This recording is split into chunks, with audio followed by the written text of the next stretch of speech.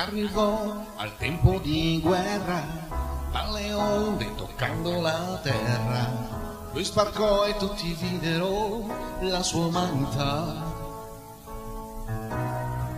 Lei guardò quegli occhi sognanti, così vivi, così penetranti, e di colpo lo amò. Si sentì spuntare le ali quando infine le strinse le mani e sentì nello stomaco uno sfarfallì.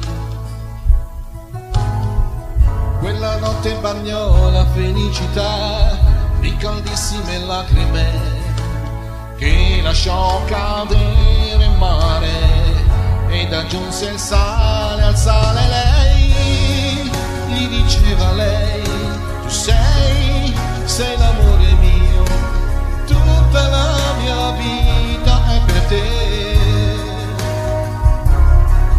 Ma lui rispondeva, lui, ho in tasca una piccola pietra io, per costruire pace dove non c'è, così io la porterò dove mi porterà.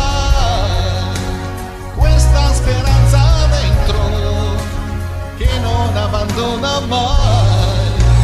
Io la porterò con tutto il peso che ha, piccola pietra che forse un giorno si poserà.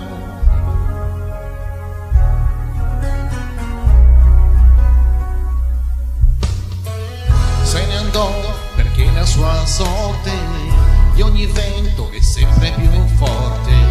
Se ne andò col suo carico rinunciando a lei.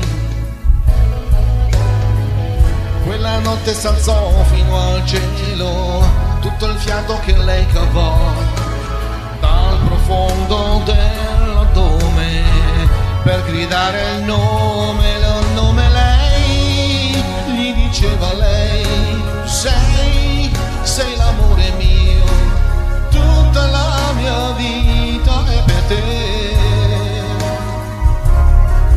Ma lui rispondeva, lui, ho in tasca una piccola pietra io, per costruire pace dove non c'è, così io la porterò dove mi porterà. Speranza dentro che non abbandona mai. Io la porterò con tutto il peso che ha, piccola pietra che forse un giorno si poserà.